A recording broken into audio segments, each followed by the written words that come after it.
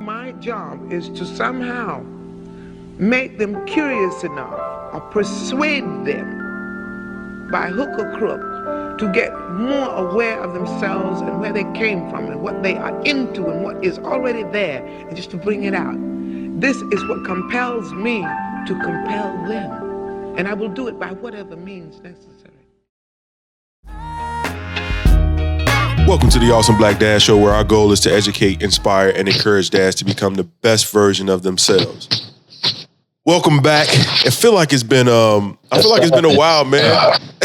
I feel like it's been a while since so much going on. I know, man. And these weeks are going by.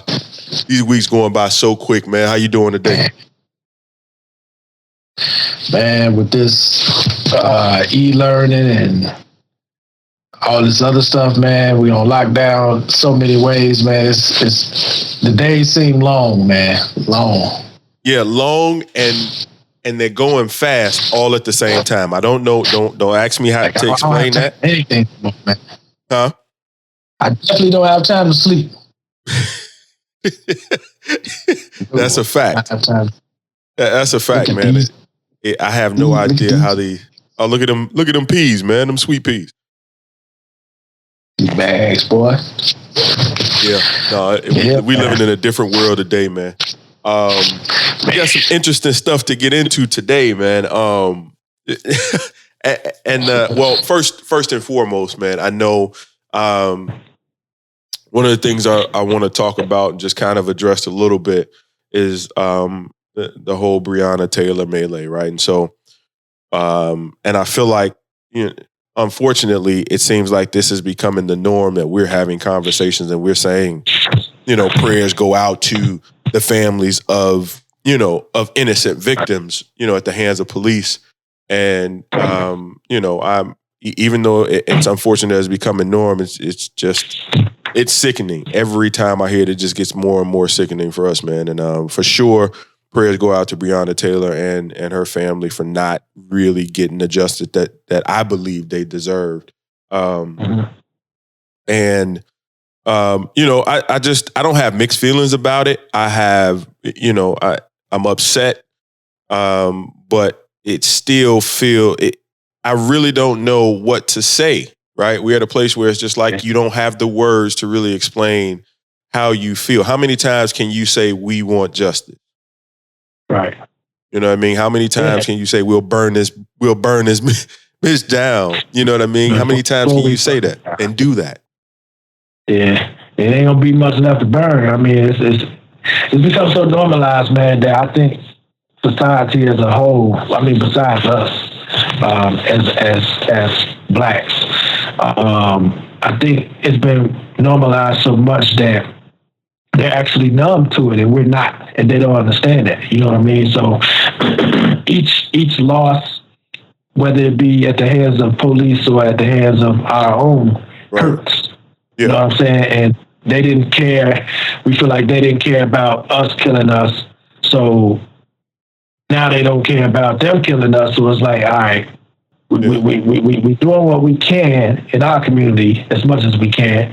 And, instead of helping, you're hindering. You know what I'm saying? So it's like two sides. I remember seeing a post, a drawing rather, of a black male in between two guns. And on one side, the police had a gun saying, nigger, I'll kill you. Mm-hmm. And the other side was another gun with another black male saying, nigger, I'll kill you. You know what I mean? And that's unfortunately where we're at right now. You know what I'm saying? Have we ever been anywhere different though? Right? It's just, are we amplified because we're so connected from a technological perspective, and there's audio, there's video everywhere, and everybody has a voice. And so is all of these things more amplified in today's society? And has it always been this way?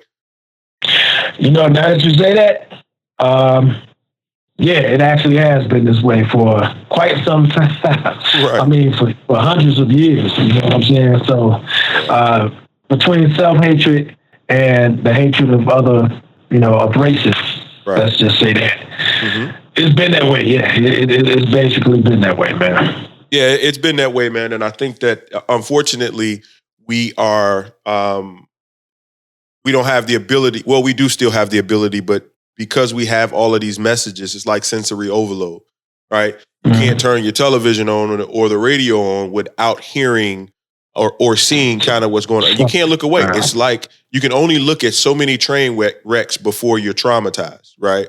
And I think that because we're seeing all of these things, it is beginning to, I'd imagine that it's affecting us in a way that we don't even know yet how it's going to impact us or even our kids. What's interesting is my oldest, Tyler, was doing, he was doing an assignment or something, and one of the questions in the assignment was, what do you want to be when you grow up? And he put down police officer. And he said it out loud before, right? And I just, I let a kid be a kid. Like there are certain things that I'm just not ready to introduce him to and have conversations about unless it's like right in front of him. But I know, and so sometimes I've asked him, I say, so why do you want to be a police officer? And he's like, because they protect. And it's just like, I have to take a deep breath, right? Because it's coming from a pure place. But, it just goes to show you that he has no understanding at this point of what we are going through and what he's going to have to endure when he becomes of age. And so it's disheartening to say the least, right? Yeah, I mean, I would say, like, as far as if I were in that position, I would rather me kind of introduce, him to that in the way of, just giving them knowledge about what's going on and the historical, that knowledge of that. And also, kind of instill in him that if that's say if I'm saying that's the culture right now, police are what they are, what I mean, how we see them, how we always known them, then, maybe he'll have that heart to go in there and say, well, I'm going to change the culture of it. Right. In his best, but it's a big machine. It's a big monster because you got to understand, police are nothing but the puppets. You know what I mean? It's a puppeteer behind it, which is a whole nother monster. You know what I mean? And that's a systematic way of conducting themselves when it comes to blacks and in our neighborhood. So it's systematic. It's mental. It's habitual. Yeah. It's deliberate. You know what I mean? It is deliberate. So it's all that stuff. So I mean, that's tough, man. Yeah, it's tough. I mean, these things are taught, right? So I'm trying to I want to allow him to be a child and be pure and have these thoughts and not really you tend to not want to let the world, for one, taint your kid's perspective on living and life, and then you want to make sure that your experiences don't necessarily leak over into that too early, right? Because you can begin to, I think, kind of shape and mold their mindset in a certain way. Yeah. So right. So it's just like, all right, I'll let them live with that and understand that, but it's like he doesn't know and they don't understand some of the impacts. Like there will be a time, probably very soon, that I'll have to tell him the story about, or remind him of the story about, me picking them up from school recently, and then and being pulled over in front of their school, and then having to call my wife and have her on the phone while they're pulling me over, and her recognizing that the police at that time was looking for trouble. I hadn't done anything. He said, you know how when you're pulling into a park or pulling out of a park and the two cars in front of him and behind you are too close, so you got to kind of nudge it a little bit, right, to get out. And so I did that to get out of the parking space, right? And so just to make sure I didn't do anything to the car in front of me, I got out and I checked. And so when I saw nothing was wrong, I got back in the car and I proceeded to pull off, and then I see the lights. And this is in front of the school where I pick up the boys. And so the boys' school. So the red and blue lights come on. I pull over. And he like, did you just hit the car? And And I'm like, and try to pull off? He like, that's a felony. What did you? And I'm like, no, I didn't hear the car was pulling out. I say, what car did you see? He didn't even really see. He didn't see me. He couldn't tell me what I did. All he saw was that, and it was dark. All he saw was that there was a black guy out looking at a car, right? He couldn't tell me that. So it was like he was going back and forth, and the kid, and when he took my license and registration and was headed back to the to his, to look up my information, the boys are in the back seat, but they're not aware. So now they playing. They're like, oh, it's the police.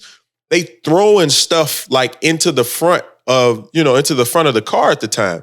And so all of this movement now is making me nervous because I already know that the police officer is kind of on some dummy. He's just waiting for that one moment. And it's it's in a affluent neighborhood, right? So he's just waiting for me to give him a reason. And so and I had to turn around and I had to scream at them to tell them to chill out. Like, you can't do what you're doing because it could lead to something else. So I had to call my wife and get them on. So I'm gonna have to tell them that story, that there is an inherent fear when being pulled over for the smallest things for the people that are supposed to protect you. Right. And it's just, and that's problematic for me. It's hard. It's just strange. It's a tough conversation to have, man, with young black boys. And at this moment, girls too, black girls, we had attacked from all sides. Yeah, I mean, to me, it's no different than all the myths that we grew up with. You know what I mean? Yeah.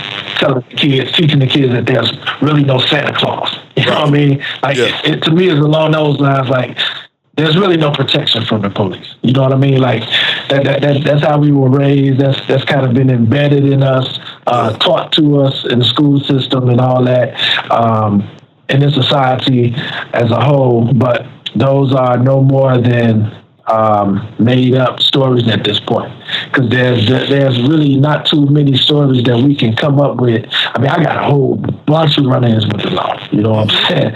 I'm talking about running up, kicking doors in where we live, and making everybody get on the ground in the cold. Yeah, you know what I'm saying? Putting us out the beds, guns drawn. You know what I'm saying? I'm listening. Everybody in their underwear. You know what I'm saying? Outside on the concrete. You know what I'm saying? Still the guns drawn. Nobody got a gun. Right. You know what I mean? Tear your whole house up. So yeah, between experiencing it, with in our own lives, and as well in the stories in the lives of others, man, it's a grim truth that has to be told. You know what I mean? It's one of those pills that's hard to swallow for a shorty that has aspirations and dreams of, or has the mindset that policemen, are heroes. Mm-hmm. And this doesn't go to. We're not bashing police as a whole. The ones that, which ones we talking about. You know what I'm saying? Like those ones that pulled you over. You know what I mean? Because we went to school with a few police, who are policemen now, rather. Mm-hmm. Good guys, you know what I'm saying? And a lot of them do what they have to do. We're talking about those looking for Black, Hispanic, you know what I'm saying? Totally treating them different. You know what I mean? And I keep hearing this quote by the late great Dr. Miles Monroe, when he says, "When the purpose of a thing is unknown, abuse is inevitable." So it's almost like when you don't know what you have, you just abuse it. You know what I mean? I like to add to that, what I get from that is when the value of a thing is unknown, abuse is inevitable. You know what I mean? So they don't value us. You know what I mean? We're not valued in America. Let's be real. Quite, we're not. Everything that we've done, right? We're not valued at all. Right. You know what I mean? We're throwaways. We're like, you know what I'm saying, the toilet paper. You know what I mean? Mm-hmm. So it's like that abuse comes immediately, and I believe in my heart of hearts, bro.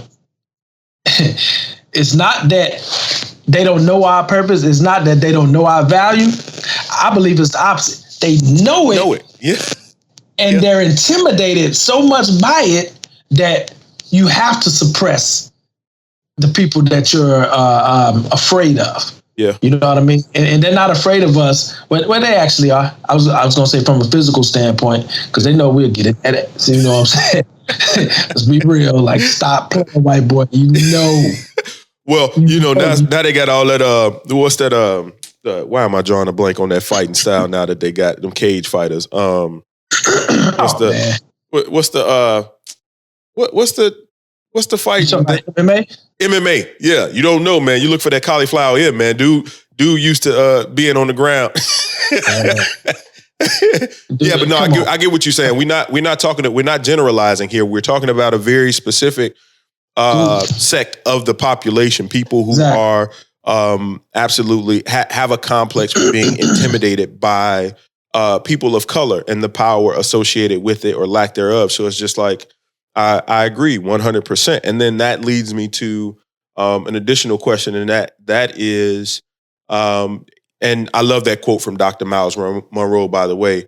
And it also has a lot to do with not how people perceive you and what your value is. It's also about what you think your value is, right? Right. And so I think that there's a lot of that kind of missing within us, right? We might get it later on in life, but growing up, the things that we see and the things that we go through, mentally, we have these challenges where we don't feel as valued.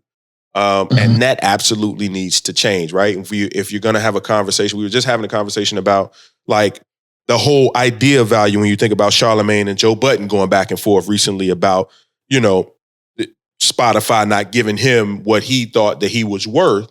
And, you know, and Charlamagne saying, well, maybe it's you, right? And so maybe some of that, there's some truth in both of those conversations, right? Or points of view. But at the end of the day, it is really, you set your value. If you understand truly what you bring to the table, can't nobody tell you any different, or at least you can sit at the table and you can argue that fact. Right. Right. Yeah. So we definitely got to get on it. Yeah. With that, man, I see it from both viewpoints.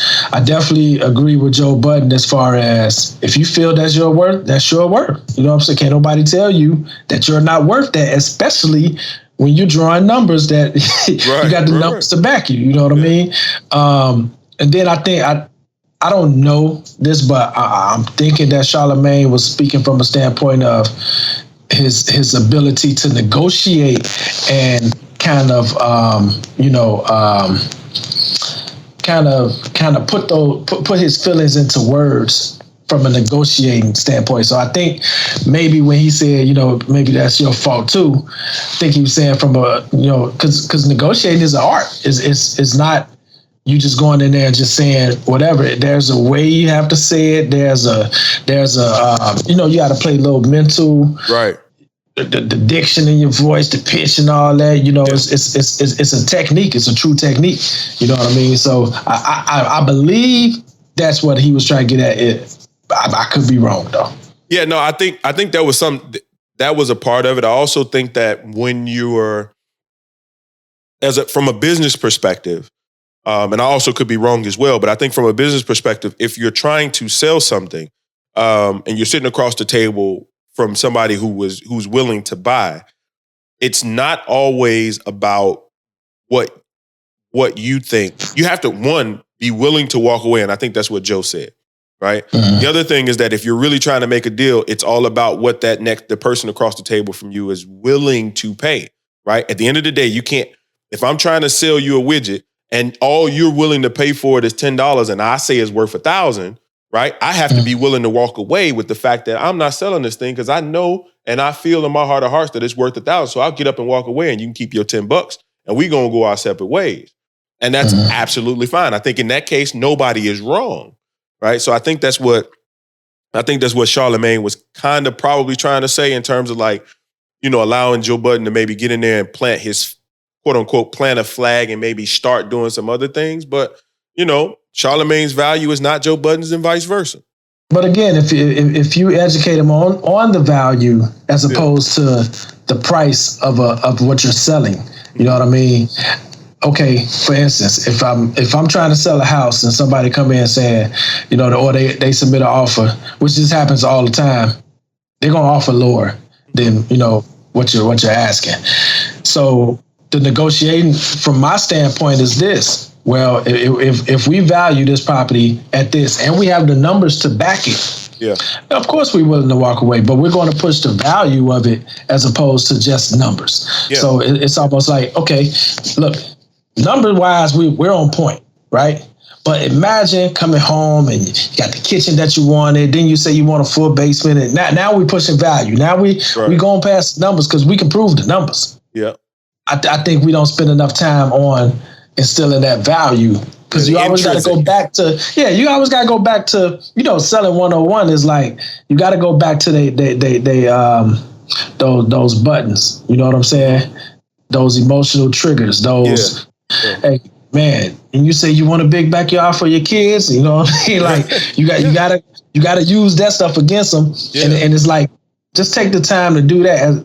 We ain't gotta talk, you really ain't gotta talk numbers long. Right. The numbers are the numbers, bro. The numbers don't lie. That is a fact. I mean? And so that's the difference in that. Yeah. I mean, and so we confuse that. I think when we have it, and obviously I think we're kind of speaking apples and oranges because we're talking the difference between selling a product and selling you, right? And so when you talk about like the content that you create, your creativity, intellectual property, right? That for most people, that stuff is priceless, man. You can't, when you talk about the music industry and the stuff that these artists have created from scratch, from the ground up, and then you look back at it and they don't own the thing that they created from the ground up, then you look at it, it's priceless at that point because that stuff keep turning over money and those businesses keep reaping the benefits from somebody else's hard work and pain and sweat and tears and all of that.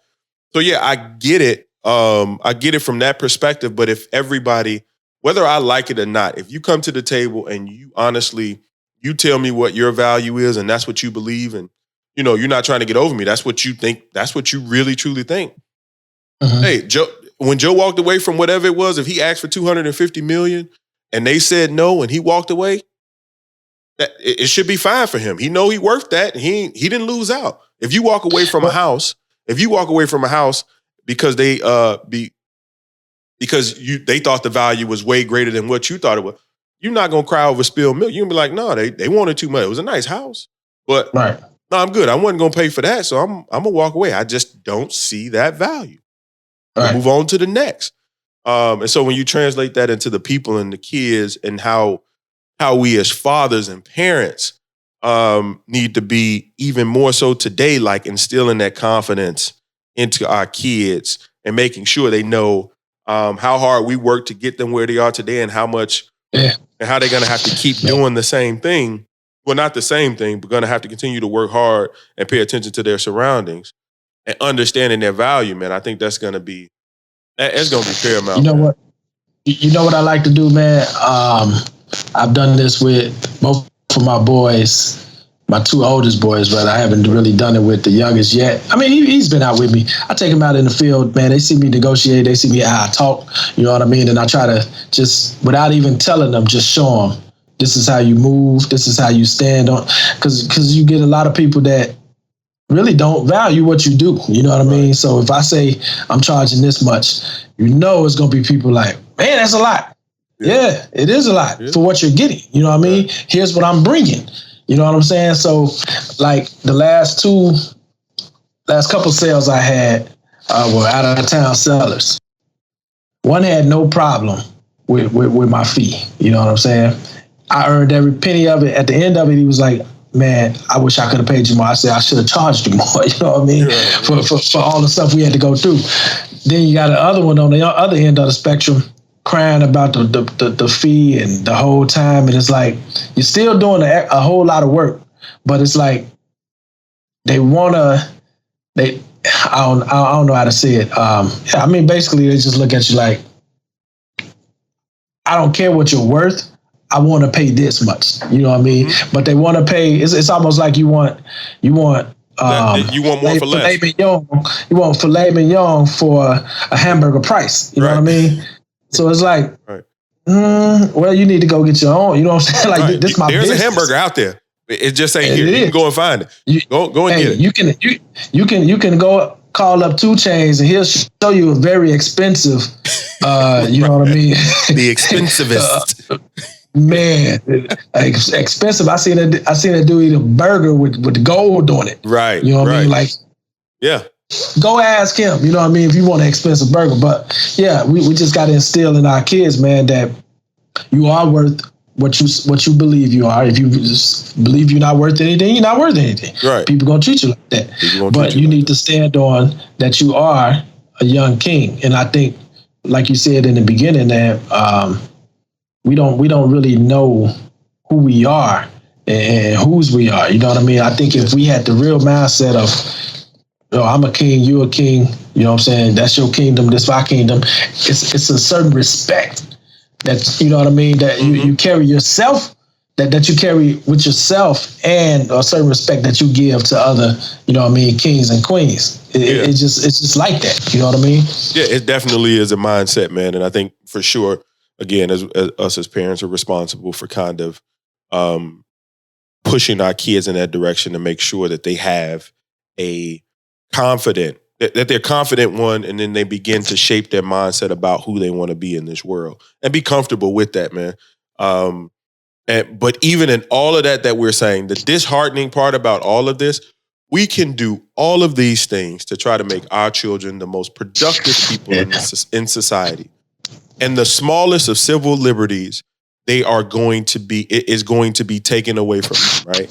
We've had a conversation and we've talked about, it's just interesting how some of our, white colleagues or, people that we work with, when we talk about something as simple as like our Second Amendment right, like owning a gun, and, they don't have to, I'd imagine that they don't necessarily have to go through the thought process of like, if I get a conceal and carry license, will I have to worry about a police when they look it up and they see that I have conceal and carry?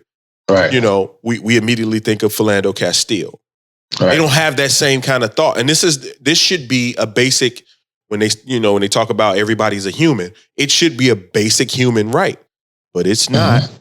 We have to go through these mental gymnastics just to feel comfortable in this world. And that is one of the most disheartening things that I go through, especially, thinking about the boys and raising them in this society. Right. It's just we're dealing with a lot, man. We're really dealing with a lot. And I would just say, if for the listeners out there, man, find somewhere and some place to deal with your trauma, man. It's okay to say that you ain't doing all right, man. Because I know I ain't. I mean, I have my moments, it's good and then it's bad, but we got to find a place to lay our burdens down, as grandma would say, or as the Bible. Yeah. Got to lay them down, man. Yeah, absolutely, man. There's as far as I believe, like I've never felt so unfree, you know what I mean, mentally. Right. You know what I mean? Like I'm not being held down physically. I'm not being held down financially, nothing like that. But I'm speaking from the standpoint of us as a people, not me personally. Yeah. I've never in my life, in 41 years, felt so shackled when it comes to freedom. You know what I mean? Like really looking at it. I mean, it's so blatant right now. If you look at the school systems, when you look at how the communities are set up, all the big cities are set up, that who have the highest percentage of low income housing and slum living. And even if you look at our communities as far as like, the delicacies that we have. Mm-hmm. Everything is grease. Everything is kill you. I seen I ain't gonna shut, man, forget it. I can't even think of the name. Nick's Gyros. Man, they had a Nick's Gyros. Nick's Gyros, okay. And they ain't the only one, so I'm just kind of remembering their name. Man, they had a burger. They call it the D Rose Burger. Bro, 3 patties. Mm-hmm.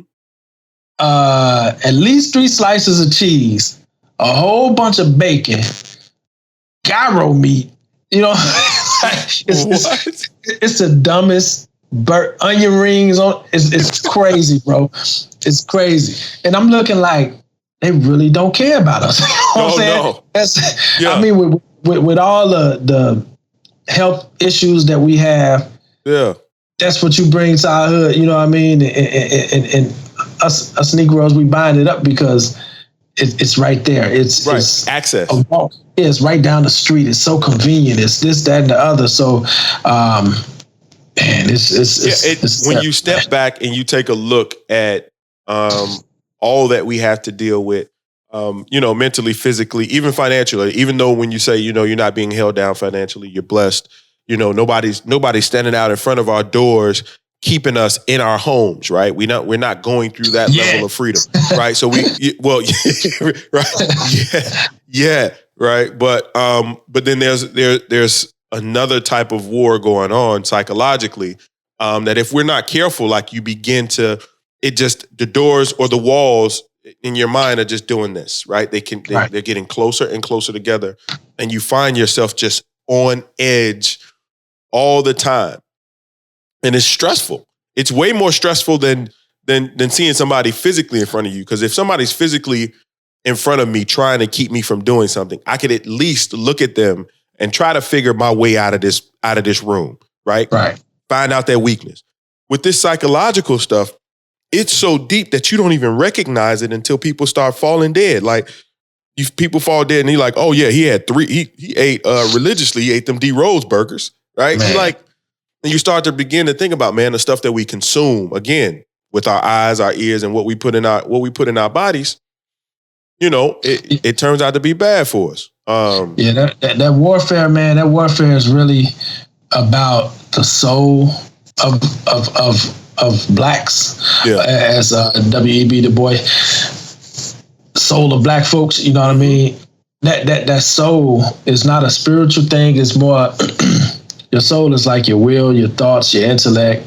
If one can control your soul, the way you think, your mentality, they can literally pollute and crush your spirit to where you really become numb to things like a D Rose burger. Yeah. And you don't even see how it's killing you. You know what I mean? It's like that. It's like that. When they had that, I forget whose album this was on, but they was explaining that the old trick to capture wolves was to put a blade in the snow. You know what I mean? So when the wolves walk, they step on the blade, and then they sense blood. You know what I'm saying? And they start licking the blade because there's blood on it, but they're not knowing that blood is theirs. Yeah. You know what I mean? So it's like, who do you blame? You blame the person that put the blade in, or do you blame the wolf for trying to eat? Yeah, you know what I mean? Well, trying to eat. Not even being ignorant. He's trying to eat. His instinct is to, follow that blood smell. Yeah, no, you're right. And that's how our community's been. They've been putting blades in our communities, man. From drugs to guns to all this other propaganda that they got going on, man. And we trying to eat, but not understanding that it's our blood we drink. Right. You know what I mean? Yeah. No, that's a really good analogy. Now, that's pretty deep there, man. You're absolutely right with that. And to that point, I think one of the things I want to talk about, not today, we're going to have to come back and definitely get in depth about it, because I think as parents, as fathers, we need to, and maybe you are already, but collectively, like just as a group, just be mindful of the things that our kids from a technology perspective are being introduced to, right? So if you have not seen The Social Dilemma on Netflix, right? Watch that documentary. There's really, you have to watch it. Okay. And definitely once you watch it, we'll get into it, and all the listeners, if you haven't watched The Social Dilemma. If you haven't watched it, watch it. And we'll definitely come back. We're going to circle back on that conversation and just do an episode about it, because basically the premise is they interviewed a lot of the people that were responsible for building these social platforms, the YouTubes, the Instagrams, the Facebooks.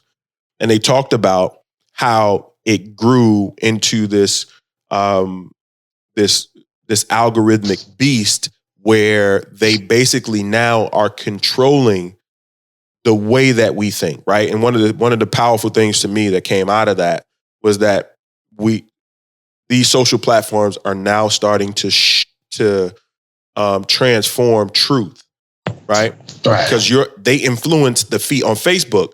Your feed, no matter who your friend, like we're connected on Facebook, you and I.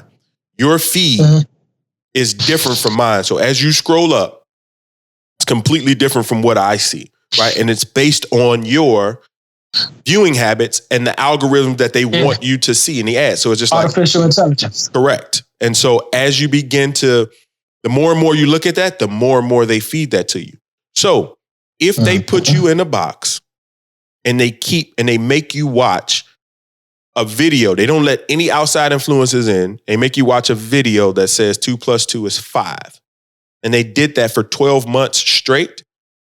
When you walk out of that box, you're going to believe that 2 + 2 is 5, and you're going to fight people over it, right? Even though the truth is that it's 4, you're going to fight people over the fact because now they cornered you in this space and they fed you all of this information and you didn't have any other baseline of truth, right? And then now what happens is that even with Facebook, it's like they introduce you to more people who believe that 2 + 2 is 5. The whole world is flat situation was a product of them dialing up the algorithms, right? There was a sect of people that thought that the world was flat because of all this information and fake news. So they thought that was the truth, right? And so you gotta watch it in terms of how it's changing who we are as a people, as society and humanity. It's crazy. Yeah, you see the common denominator there, man, is that the attack is always for the soul, for your mind. You know what I mean? It's always, if you can control the mind, you can really control the body. You know what I mean? Like I know, shout out to my game shooter dudes out there.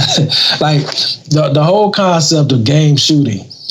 We always said that everybody's a game shooter when they're trying to persuade another person. You know what I mean? So we always say, aim for the brain, because once you can get someone to believe what you're saying, you can get them to do what you want. You know what I mean? If you want them to go to the store with you, you have to convince them. You know what I mean? And the only way you're going to convince them is you have to kind of massage their mind. You know what I mean? And I think what you're saying is basically a mind. It ain't even mind massage nowadays. It's a mind FUC. You know what I mean? Straight up hardcore. Straight up. No, they ain't even waiting till you get wet. You know what I'm saying? Right. They ain't waiting on the walk. They like just. Yep, just right on in. You know I mean, right. Yeah, man, it's crazy nowadays. That's how it's set up, man. It's really, and the bad part about it is, you mentioned, man, they going after the kids. They don't even really care about us no more. They just want us to kind of believe what they believe and jump on the bandwagon, so our kids can become that's who they're really after. No, because they're really after the future. Yep, we're not the future. And what's scary is, there's always this talk about, robots are going to take over the world. What we don't know, and what you're not realizing is that we're the robots. Exactly. We're the robots. Exactly. We're the ones that are being reprogrammed. Just think about it: is the more time we spend on these devices, and they recognize that the drive is for revenue in some kind of form. At some point, they figure these things out, and it begins to shape and mold the mind to believe a particular thing. And they're just gonna make you walking zombies, man. So there's now again, I see some value in the social media space. It probably, the bad at this point that is starting to tip over and outweigh the good. I mean, because you can. One of the good things is that, like, I met an older sister through the social media platform, right? By way of an aunt, but still connected, and met an older sister that I never knew I had, right? And so there's opportunity for great things to happen in this space, but it's the people behind the curtain that make things much like everything that we were talking about, the people behind the curtain that are controlling the systematic racism and all these other things that are going on with respect to what's happening to us in America, it's the same thing that's happening on these social media platforms, man, and in technology. So it's crazy. So definitely check that out. We're going to circle back to that. So I'm going to check that out soon, real soon, man. Absolutely, bro. Now, and cuties. And what? Cuties. Oh, yeah, I don't know, man. I've been reading about it. I don't think I'm gonna watch the whole thing, but yeah. So I definitely So Cuties is another Netflix documentary that's gotten some flack. That shouldn't even be on there, right? But so here's the kicker though. So it was a marketing ploy, and I'll send you a video from what I saw about it, and how what is being shown to us out front, like the whole marketing, the cover of actually the show is not representative of what the documentary is really about. So, but I'm still kind of on the fence about like checking it out, but I understood like it was somebody reviewed it, and they gave very good examples about like why it wasn't as bad as people made it seem just based off of the cover of what was happening. Right. But there's a whole nother conversation associated with that, because the marketing to do that, that they're playing to the minds of somebody, right? But yeah, that Cuties. With all these pedophiles out there, you can't do that. Right, you should not. It can't be about money, man. Yeah, but they're doing it because they knew it was going to drive either controversy and it was going to drive a certain set of eyes, right? And, of course. Yeah, and so now it's like even that, it's like protecting. And when I think the main character in Cuties was like a black girl, and it's about you know what I mean? So it's just like it was just our culture, and it's crazy. It really is, and that kind of, to some degree, kind of allows us to kind of move in a different direction, kind of on the in the conversation. A couple of weeks ago, we had a conversation with two young ladies on the show, Tiffany Bearfield and Nicole Bruce, about the BLM About Us page. Well, what their beliefs, right? Not necessarily they're about us, but their beliefs, right? And so recently, someone sent me a text of an article on Fox News, right? Fox News has its issues, but it's an article of Fox News that BLM had took down their what we believe page. And so I read the article, then I went to the BLM page, and sure enough, it's gone. Like there's no explanation about it, right? They said the person that wrote the article on Fox News said that they reached out to the BLM for some commentary, but never got anything back. And so I feel like what we were saying, not that I think it resonated. I think there are multiple people that were saying some of the same things that we were saying and found it problematic, and they decided to take it down. Now here's where I'm on the fence. Taking it down is okay. I feel like there's an explanation, right? That should what is it that they're saying? Maybe what they're saying doesn't need to be. Maybe they said what they were trying to say was delivered wrong, right? And maybe they just need to have a conversation where they can tweak the language in a way that everybody kind of understands and get what it is that they're trying to say.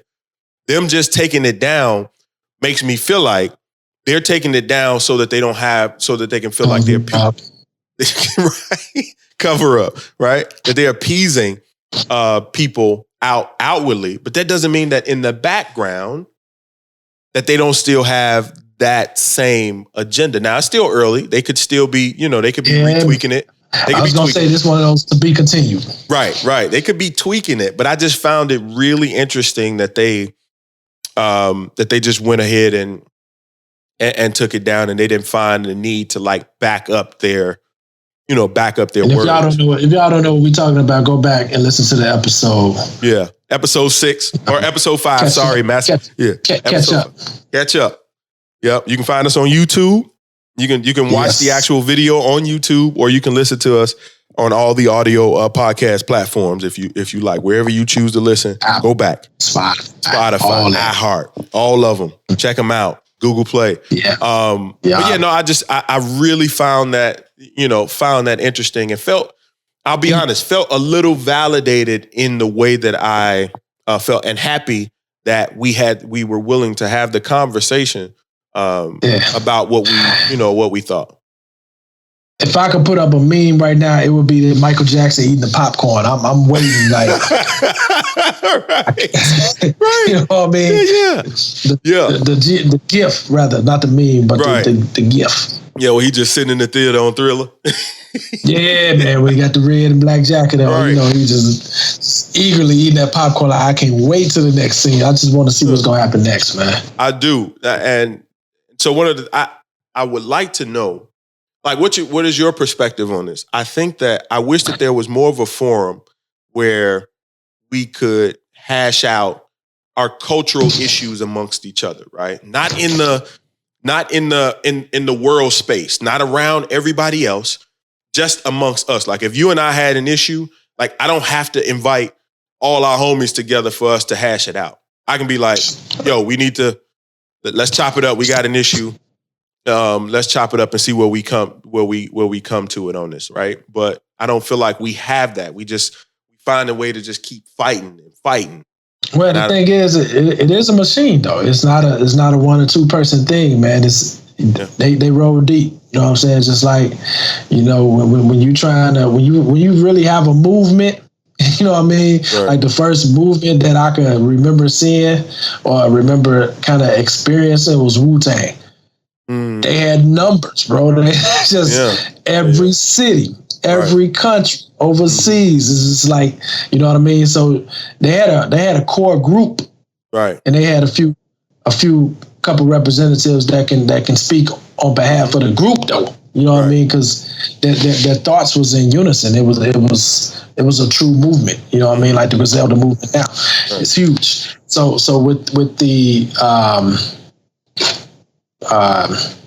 gay rights activists, it's a movement. It's been moving for years. You know what I'm saying? So there's really not 1 or 2 people that they gonna come deep. And even if they don't come deep, they're coming with the same camaraderie type of thoughts. They're going to represent the group. You know what I mean? So even if we sit down with 1 or 2, I think that's fine.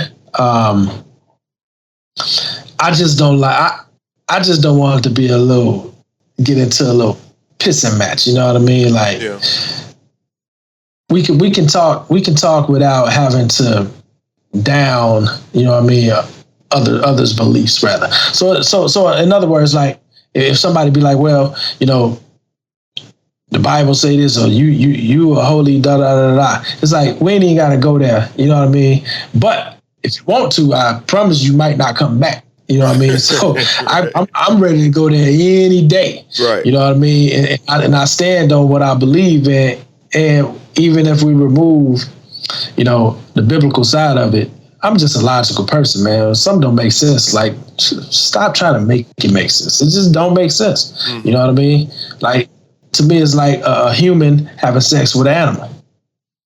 Doesn't freaking make sense. It will never make sense. I don't care how you spin that. It will never make sense to me. Yeah. So to me, you're not going to be able to convince me that things that I know don't make sense. Forget about it being right or wrong right now. Let's just start at, does that make sense? Right. You know what I mean? Like, two men together. I mean, does that really make sense? You got look at your organs, man. I mean, you can't reproduce. Oh, you're just gonna adopt and mess up. All right, man. I ain't gonna get into it, but right. I mean, yeah. You know, I mean, the natural course of things is definitely something different, and you know, to be conversated about, right? Just like you said, man, it's more of what you say, transforming the truth. Yeah. You know what I mean? It's like it's like, yo, we believe that the sky was blue all this time. Now you're gonna tell me that blue is a different color, and you don't identify with it being blue. You identify with being red. Something else. Because you just want to change the definitions. I mean, it's like, all right, come on, man. That's. I don't even know how we can have a conversation like that. It's like, this is not a computer screen. Yeah. This is not a cell phone. Right. This ain't a ring. Yeah. These are not eyeballs. Yeah. You know what I mean? It's like you're going to change the whole, you know what I mean? Yeah. Just because you feel like it. Right.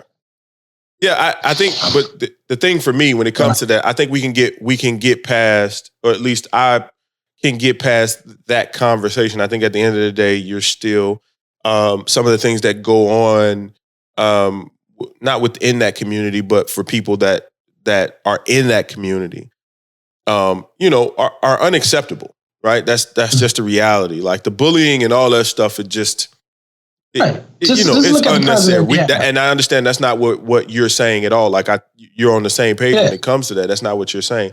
But when you're talking about, I think that we could have conversations and be mutually disagreeable. Like I can disagree. Yeah, I could disagree with you and still have a drink with you. Like it's not. But if you notice, bro, pay attention to the president, right? Mm-hmm. Really since he's been in, certain movements have become way stronger because there's a narcissistic way of thinking now. Because when he first got in, he would say things about gays, he would say things about handicapped people, and people were checking him like, "Yo, you can't say that." And he like, "What? What?" You know what I'm saying? Like, I'm done. In my world, in my mind, it's correct. So what you've learned all these years that is politically incorrect, now Trump is transforming the truth of that to his truth. Because he's a narcissist. Mm-hmm. I believe that a lot of people have become narcissists based on that way of thinking. You know what I'm saying? A cat is a cat, a dog is a dog. Don't try to tell me something different. And this ain't got nothing to do with gay bash. I'm just talking about right and wrong. Mm-hmm. We knew Trump was wrong when he say certain things. So we say something about it, right? In his mind, he's not wrong. He's literally saying, I'm correcting what I said because it was the truth. And he makes himself believe that. So now certain people, certain groups have migrated to that way of thinking. And that's what we're dealing with. And they don't even know. They don't even know that they become narcissists. It's like, it's your way or the highway. You know what I mean? Right. It's like, it is. If I disagree, I'm hating or I'm, you know what I mean? I'm a bigot or whatever. It's like, no, I'm phobic. I'm phobic for some reason. Like me and you that had plenty battles on the basketball court, right?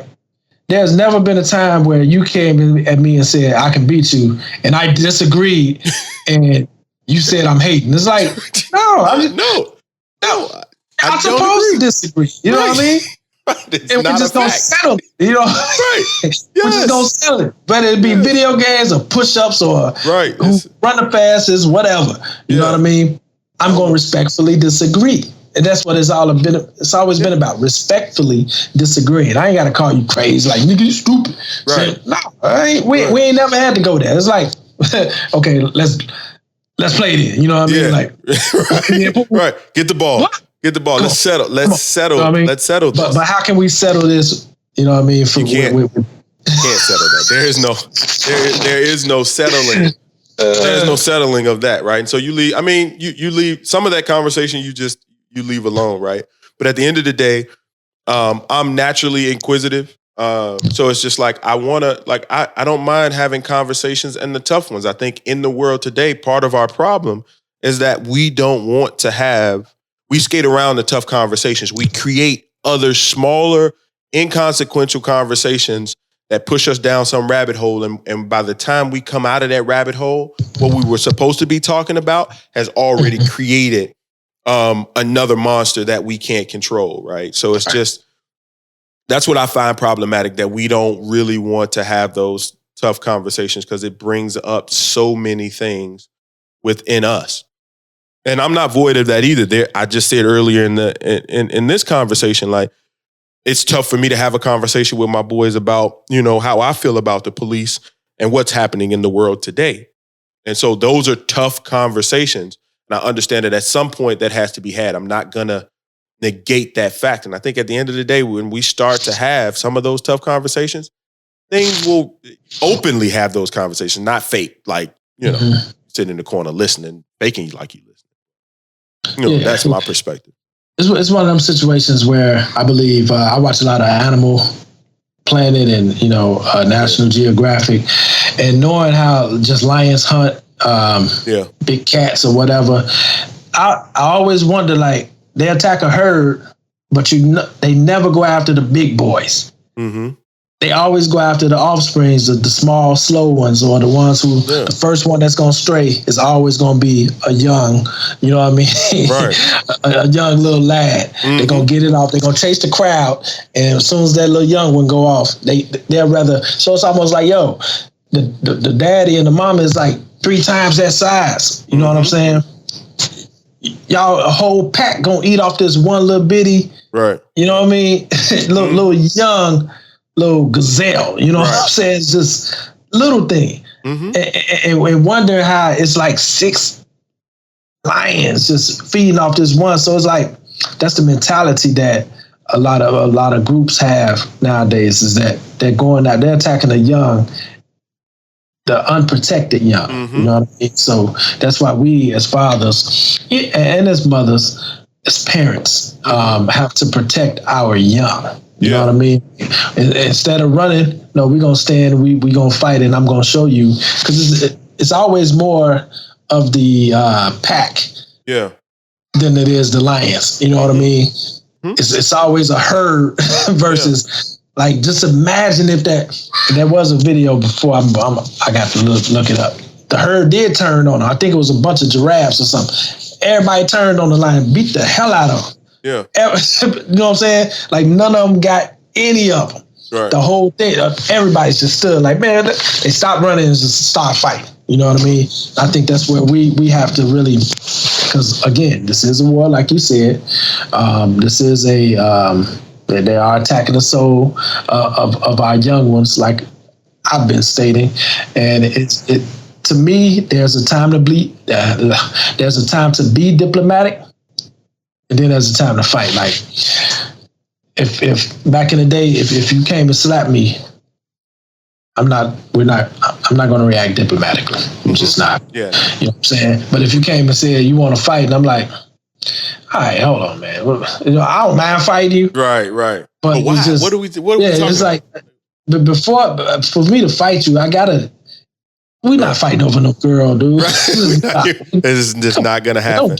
No, I'm not going. Why? I've never in my life. Right. We ain't got to. I'll fight you, but not over girl. Let's find something else to fight me over. You know what I mean? Yeah. So, like I said, it's a time to be diplomatic. It's a time to straight up just scrap. And I think we have to learn that the differences between them. You know what I mean? Yeah. Some friends, are going to be on the other side of the spectrum. It's a war. You know what I'm saying?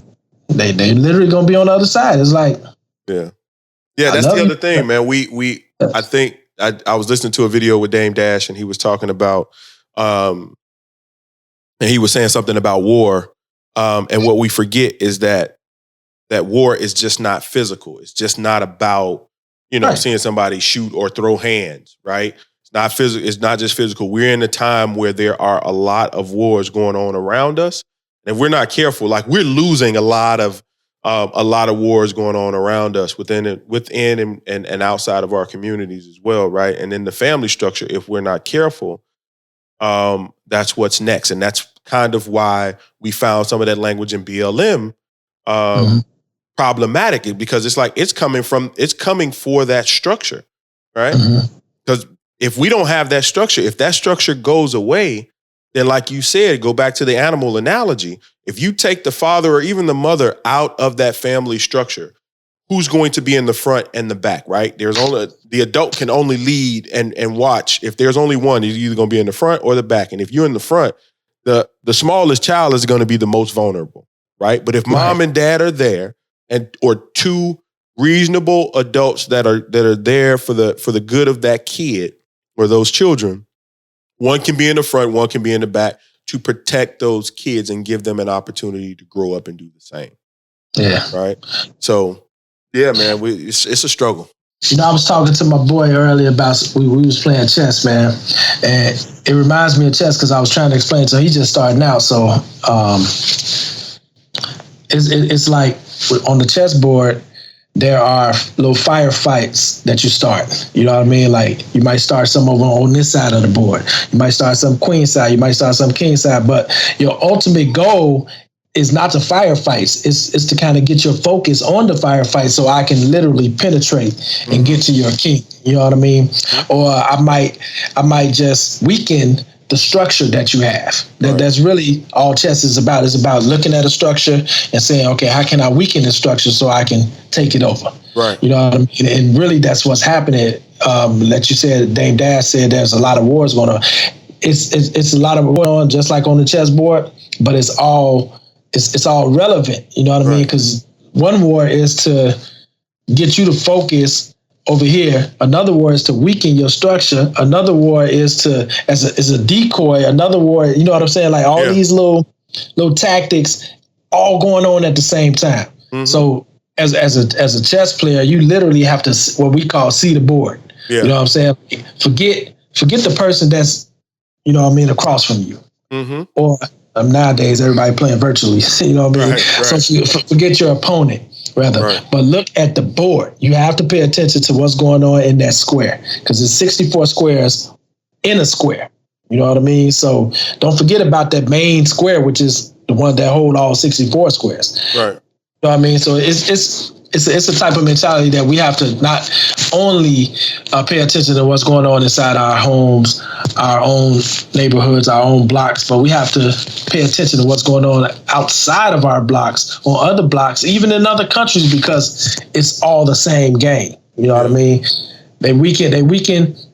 For instance, if they do something to weaken America's infrastructure, and that's really going to set off a lot of allies being weakened as well, that, you know what I'm saying, that America has allies with. So it's a lot going on, man. It's like you got to pay attention to the world news. You know, we was in high school, they made us pay attention to the world news, you know what I mean? So I'm kind of used to it at this point.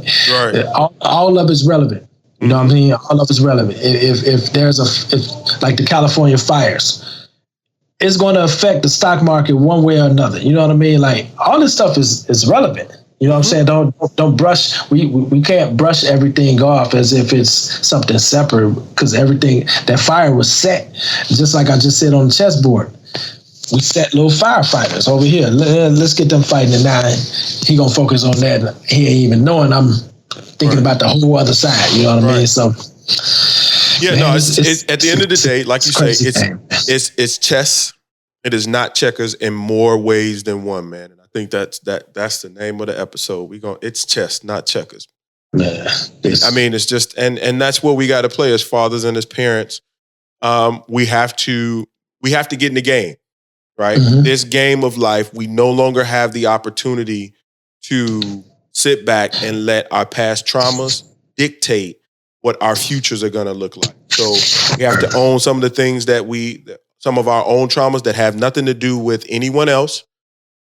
Work on fixing those, work on fixing us, and find our space within our communities where we can help. If that's starting a podcast to have meaningful conversations to change people's mindset, then do it. If that's you out on the front line with your fist in the air and standing in front of the police, you know, saying, you know, fight the power, then do that. Everybody has a role to play, and don't be afraid to play your role. Your role is, the person that's on the front line is no better than the person that decided to do the podcast and use their gift to get those conversations out in the world and whatever it is, right? And so find your place in the world and be that thing, man. That, you know, and I think that's what we need to do, and that's what we're raising our kids to be.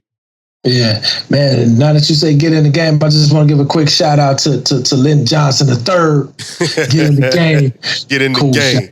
Get in the game. High five. Cold shower. High five. Cold shower. Right. Got to tag him in this. Got to tag him in the end of this. We gonna get Lynn back. We gonna get Lynn known, man. Man, we got to, man. Definitely talk about nutrition. He got to speak English, though, man. He will definitely speak English. I talk to him about it all the time, man. He might try to show out, though, But we'll get him on. He said I just got to give him a time.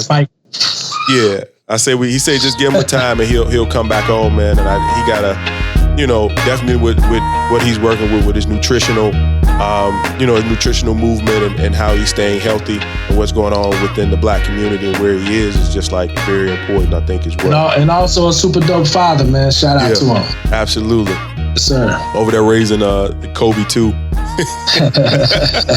Yeah. Joke about that all the time, but we'll definitely have Lynn Johnson back on, man. But I think we've rambled on enough, man. We've had a lot to talk about, man. It's been a good session. Appreciate you for joining. Yes, sir. Absolutely. Thank y'all for listening. Check us out on all of the podcast platforms, your Apples, your Spotifys, your Google Plays, and also check us out at the www.awesomeblackdads.com. where you can stay up with what we got coming, because we got some dope stuff coming.